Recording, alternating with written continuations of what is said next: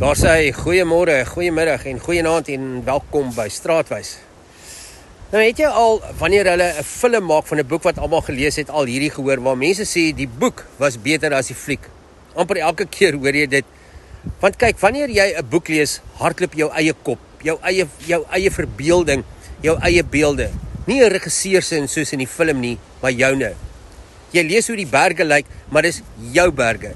Jy ryk die bome, maar dis die reuk wat jou geheue vir jou gee. Jy sien hoe die son deur die wingerde breek, maar dis gebou uit jou somers en jou herinneringe van wingerde. Jy voel hoe die meisie se hare in die oggendlig waai en jy voel iets in die hero se binneste, want jy is die hero vir daardie oomblik. 'n Fliek vat dit op 'n manier weg. Die fliek besluit vir jou hoe alles lyk. Jy hoef nie meer te verbeel nie, jy kyk net. Ja, daar is natuurlik musiek en kamerahoeke, maar jy ruik nie regtig die miskus wat hang in die gang nie. Jy leef nie heeltemal in die binneste van daardie storie nie.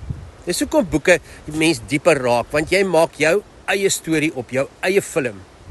En toe tref dit my eendag, dis presies hoe ek en jy die lewe leef. Veral as dit by ander mense kom. Ons lees mense graag soos boeke, ons analiseer, ons skep prentjies en ons bou stories rondom hulle.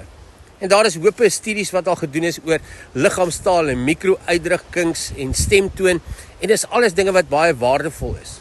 Maar hier is die kikker. Maak nie saak hoe slim jy is nie, jy sal nooit ooit iemand 100% kan lees nie. Want jy lees hulle met jou bril, nie met hulle konteks nie, nie met hulle intensies en motiewe nie, nie met hulle geskiedenis nie. En jy kom dit eers agter hoe verkeerd jou storie was, die oomblik wat jy met hulle begin praat. Nie net hoor nie, maar werklik luister. Ek vang myself gereeld daarmee. Ek speel raai ripa speletjies met mense. Iemand antwoord byvoorbeeld nie my WhatsApp onmiddellik nie, en skielik ryk ek moeilikheid. Ek voel sommer iets is af. 'n Kliënt wat kortaf op die foon met jou is, en jy besluit klaar, hierdie een gaan nie by my koop nie, of hulle hou nie van my nie, of hulle hou nie van my produk nie. Ek sien iemand optree op 'n sekere manier en my kop hardloop vooruit.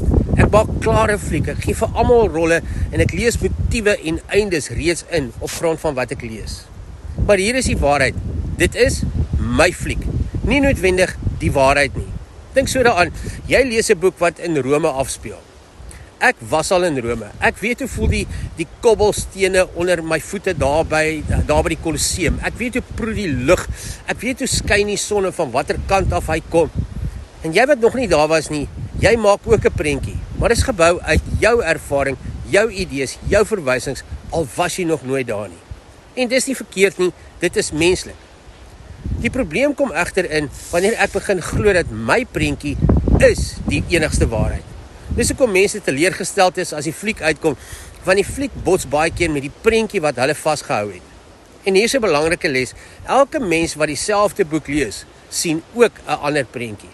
Wat beteken, daar is nie net een prentjie nie, beslis nie net myne nie. Dink aan die Bybel, hoe mense dieselfde teks lees en verskillende kerke bou, verskillende beklemtonings het, verskillende boodskappe daaruit kry en verskillende stories bou. Daar's 'n ou wysheid wat sê, daar's niks fout daarmee om te dink dat jy reg is nie, maar om te dink dat jy die enigste een is wat reg is, dis waar die moeilikheid begin. Hoeveel energie mors ek en jy deur namens ander mense te dink, woorde in hulle monde te sit, besluite namens hulle te maak, lank voor ons ooit rarig geluister het of hulle geleentheid gegee het om met ons te praat. Ek dink aan 'n vriend van my wat nou die dag vertel van 'n pragtige en 'n bekende beeldskone celebrity girl en hoe sy single is. Want geen ou vra haar uit nie, want hulle dink sy moet gevat wees, of sy is buite my liga, of bo my vuurmaakplek. En so sit albei hierdie mense alleen, nie omdat hulle moes wees nie, maar omdat iemand 'n storie geglo het, sonder om die persoon uit te vra en die persoon te vra na haar eie storie. En dis die krag van prentjies, hulle vorm ons denke, ons keuses en ons verhoudings. En dalk is die uitnodiging vandag eenvoudig. Hou jou prentjie, maar hou dit los en buigbaar. Wees bereid om verras te word. Wees bereid om regtig te luister. Wees bereid om te ontdek dat God se prentjie groter is as jou interpretasie en dat mense dieper is as jou eerste indruk of jou idees van hulle. Want die mooiste stories ontvou eers wanneer ons ophou dink ons het klaar die boek gelees. Ek hoop jy 'n wonderlike dag en mooi loop.